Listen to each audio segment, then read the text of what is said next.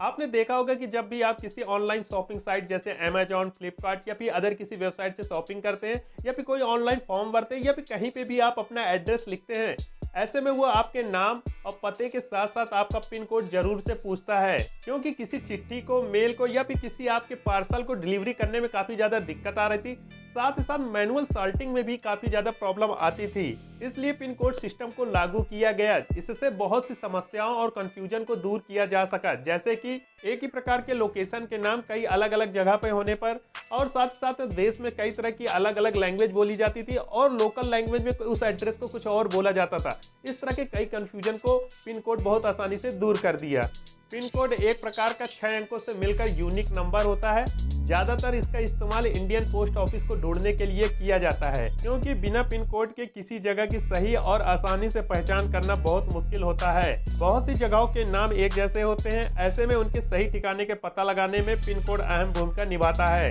India में pin code system को 15 अगस्त 1972 को केंद्रीय संचार मंत्रालय के सचिव श्री राम भिकाजी वेलंकर ने पेश किया था। पिन कोड का फुल फॉर्म होता है पोस्टल इंडेक्स नंबर, जिसे हम शॉर्ट में पिन कोड कहते हैं। कई बार आप लोगों के मुंह से एक और नाम सुने होंगे, जिप कोड। जिप कोड भी पिन कोड की तरह ही होता है, लेकिन जिप कोड में 5 अंक होते हैं। पिन कोड की तरह ही जिप कोड से भी किसी पार्सल या डाक की एग्जैक्ट लोकेशन का पता बहुत आसानी से लगाया जा सकता है। दरअसल जिप कोड की फुल फॉर्म होती है zonal improvement plan.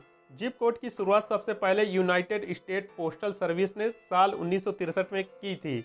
Zip code number का यूज यूनाइटेड स्टेट में किया जाता है और इंडिया में इसको पिन कोड के रूप में यूज किया जाता है। जिप कोड में 5 अंक होते हैं और इंडिया में जो पिन कोड यूज होता है उसमें 6 अंक होते हैं। तो अगर आपके सामने भी कोई अगर जिप कोड बोले कि अपना जिप कोड बता दो, तो आपको अपना पिन कोड ही बताना है।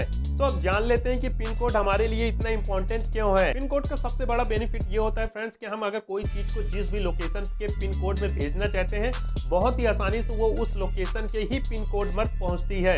इंडिया में सेम नाम के कई लोकेशन होते थे, ऐसे में काफी ज्यादा कंफ्यूजन होता था कि ये किस लोकेशन के लिए चिट्ठी आई है या पार्सल, लेकिन पिन कोड इंटर होने की वजह से आसानी से पता चल जाता है कि ये इस लोकेशन के नाम के लिए पार्सल आया हुआ है या फिर कोई चिट्ठी आई हुई है।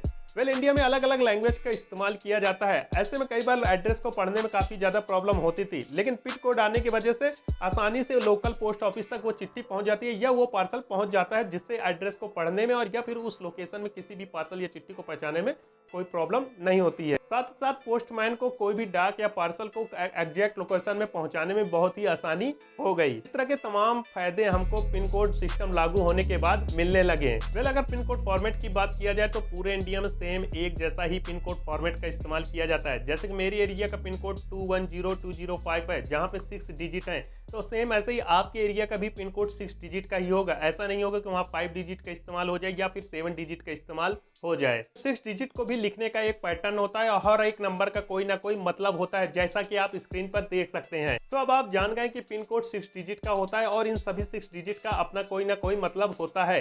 अब हम जान लेते हैं कि कैसे आप अपने एरिया का पिन कोड पता करेंगे अगर आपको नहीं मालूम है। अपने एरिया का पिन कोड पता करने के लिए आपको गूगल में सर्च करना होगा फाइंड पिन कोड। जैसे ही आप फाइंड पिन कोड सर्च करेंगे, आपको पहली वेबसाइट पे आ जानी होगी जो कि इंडियन पोस्ट की होगी।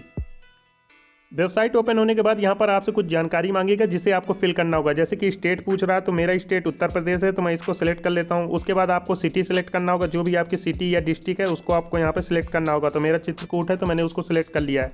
उसके बाद अगर आपको अपने पोस्ट ऑफिस का नाम पता है तो आपको यहाँ पे इंटर करना होगा। अगर नहीं मालूम है तो डायरेक्टली आप कैप्चा को फिल करके सर्च पर क्लिक कर सकते हैं। जैसे ही आप सर्च पर क्लिक करेंगे तो आपके डिस्ट्रिक्ट या सिटी से रिलेटेड जितने भी पिन कोड होंगे वो आपको यहाँ देखने को मिल जाएंगे। अब आपके सिटी या गांव का जो भी नाम हो आप इस लिस्ट में चेक कर सकते हैं और उसी के नीचे आपको पिन कोड देखने को मिल जाएगा। आई होप फ्रेंड्स अब आप जान गए होंगे कि पिन कोड क्या है और इसके क्या बेनिफिट्स हैं और आप अपने एरिया का पिन कोड कैसे निकाल सकते हैं। अगर अभी भी आपके मन में कोई डाउट है या क्वेरी है तो आप मुझसे कमेंट सेक्शन पे पूछ सकते हैं, जिसका जवाब मैं जरूर से दूंगा। चलिए अपडेट रहें, सुरक्षित रहें।